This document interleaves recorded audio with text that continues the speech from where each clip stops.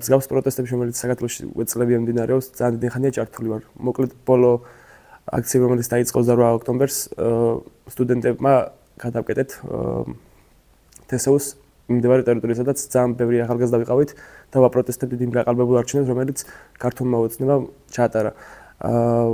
ამ აქციებში გამოჩნდა ის, რომ ერთობას და ერთიანობას ჰქონდა ძალა და მაგალითი და ეს უკვე პროცესში გადაიზარდა და ნახეთ ის აქციები, რომელიც უკვე ძალიან მასშტაბური იყო და ძალიან დაძაბულიც. ზუსტად 28 ოქტომბერს გავიცანი მათე დევიძე, რომელიც დღეს რეჟიმის ერთ-ერთი პირველი პატიმარი არის, რომელსაც უსამართლო სასამართლო გამოუტანა ის განაჩენი, რომელიც სრულიად მიუღებელია, სადაც პოლიცია ასაბუთებს იმას, რომ მე მხოლოდ ხელზე სიწილზე განვცადებ და სხვა რანაირი მიმტკიცებულება არ აქვს და არც მაგალითი, რომ რაიმე ზიანი მიიღო პოლიციელმა, მას 4 წელი და 6 თვე მიუსაჯეს პატიმრობა, რომელიც ზუსტად ჩემი ტოლა, ჩემი ასაკის არის და შემდეგად თავის მომავალზე ფიქრობდა ნორმალურ ევროპულ ქვეყანაში უნდა ცხოვრება, სადაც თავისი უფლებები დაცული იყო, თავისი მიზნების ასრულება ჰქონდა მიზნად, რომელიც არ ექნებოდა ისე საფრთხე, რომელიც ეხა გვაქვს ახალგაზრდებს და რაღაც კეთილდღეობისთვის იბრძოდა. ანალოგად მეც და ყველაზე ცუდი მომენტი ის რომ ეს ხელისუფლება, რომელიც დღეს ყავს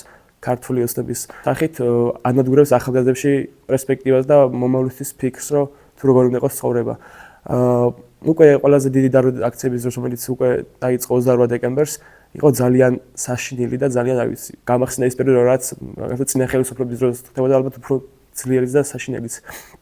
ასეთი ერთ-ერთი მაგალითი მახსოვს, დარბევის პირველი დღე იყო, როდესაც ჩემი მეგობარი და მე ვიყავით აქციაზე, რომელიც ჯერ პოლიციელები უსწორდებდნენ ფიზიკურად გოგოს და შესაბამისად მივედი მის გასაშველებლად. ანუ ძალიან ბევრი მანდაც მოხდა, მაგრამ შემდეგ გადავედით ქაშვედის ტერიტორიაზე, სადაც თვითონ პოლიციელები ძალიან ფიზიკურად გამისწორდნენ მე პირადადაც.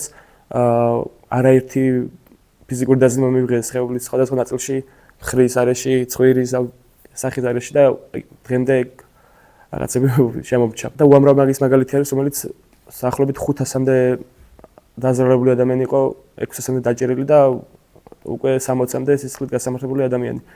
ეს ხელისუფლება ცდილობს იმას, რომ რაღაცა, როდესაც ისინი რაღაც ნაბიჯს გადადგამენ, ხალხმა არ გამოხატოს ამაზე აგრესია და პროტესტი.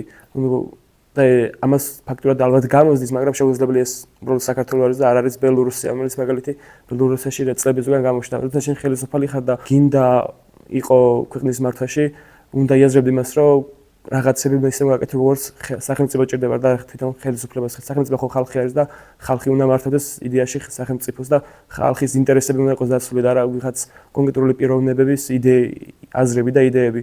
და სწორედ ეს არის იმის მაგალითი, რომ დღემდე საქართველოში ხელისუფლება ვერ ცდილობს იმას რისის გაკეთებას სურს. სამწუხაროდ ბელორუსიაში გამოვიდა, მაგრამ საქართველოში არ არსებული საკითხი არის.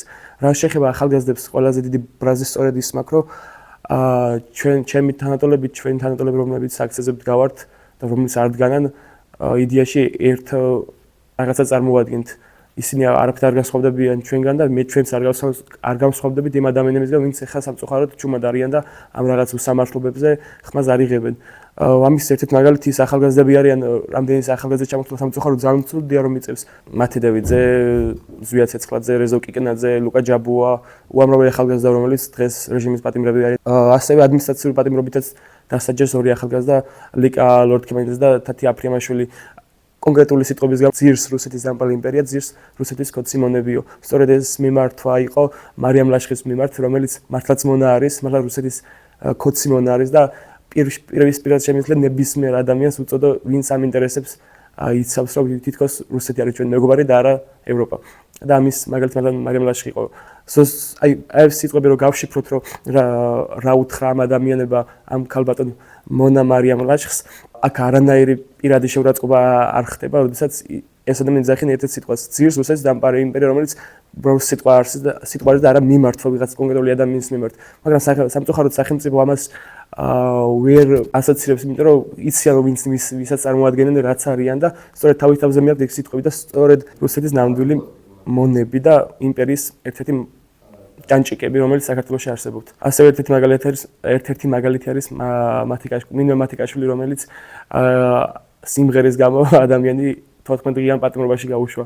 აი სრული აბსურდია ის, როდესაც 2019 წელს წულუკენი ერთ-ერთ ეთერში საუბრობს რაღაცას, გინება რომ აგზავნოთ, ეს უკვე ყველანი ციხეში უნდა გაუშვათო და გინება კონკრეტული სიტყვები, რასაც ეხლა იყენებენ ადამიანები, თურმე კანონის დასჯადი ყოფილა და როდესაც ამას ადრე სახელმწიფოს წარმომადგენელი საუბრობდა, რომელიც სიტყვა თავისუფლად ჩათვალა, დღეს ადამიანს ამით განსჯის და თვითონ პოლიტიკოსები ერთ-ერთი მაგალითი, ვიცი, რამდენი ჩამოვთვალოთ თვითონ პრეზიდენტი, რომელიც იგინება შეხვედრებზე და სხდომებზე, ალბათ ეგეც ციხეში უნდა არსებობდეს, მაგრამ ეგ უკვე რაღაც აბსურდის მაგალითი არის. იმიტომ რომ თვითონ ხო სახელმწიფო წარმოადგენდა ხალხი, ვისაც მსგავსი მიმართულებით თვითონ ეთქვია, ის უნდა დაისაჯოს და ეს უკვე აბსურდი არის. ასე უნდა შევეხო ესეთ ყველაზე დიდ პრობლემას, რომელიც დღესდღეობით დადგა ახალგაზრდების სახით, სტუდენტების სახით, იმ წარმოადგენლების სახით, რომელსაც ჯენზი თაობა ქვია, მახსენდება რუსული კანონის დროინდელი ამბები, როდესაც ფაქტიურად აქციის 60-70% ახალგაზრდებს გვეჭირა და აი მაგრამ მიხაროდა ის პერიოდი, როდესაც მათ ხედავდა სამწუხაროდ დღეს, როდესაც უფრო საშინელი დღე დაგვიდგა ქვეყანაში და ნამდვილად რუსეთისგან უდიდესი ნაბიჯი გადადგა ხელისუფლებამ, ეს ხალხი სამწუხაროდ ჯუმად არიან და ხმას არიღებენ იმ მოსამართლობებზე, რაც ქვეყანაში ხდება. უბრალოდ ადმინისტრაციულ დაკავებებზე ვისაუბროთ და არა იმაზე, რაც ხდება.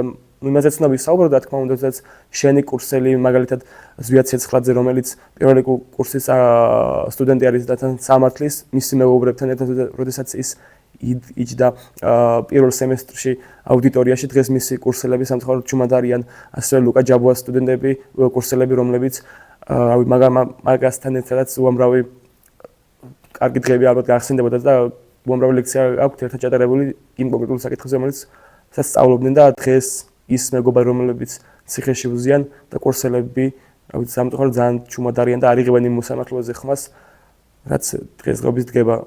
უბრალოდ არ ვიცი რა უნდა თქვა, რატო არ უნდა კონდეს პროტესტი შენი თანატოლის აზრის გამოხატვის გამო ის ციხეში ზის თან უსაფუძვლო, როდესაც აი ამ 6-7 თვის განმავლობაში სასამართლომ ვერ დაუდგინა ბრალდებულება ამ ადამიანებს და არაფრის გამო უსაბუთოდ უკანონო სვამენ 5, 4 და 6 და 7 წლით ციხეში. ასევე ჩემ უნივერსიტეტსაც უნდა შევახო ამ ყველაზე დიდი პრობლემით.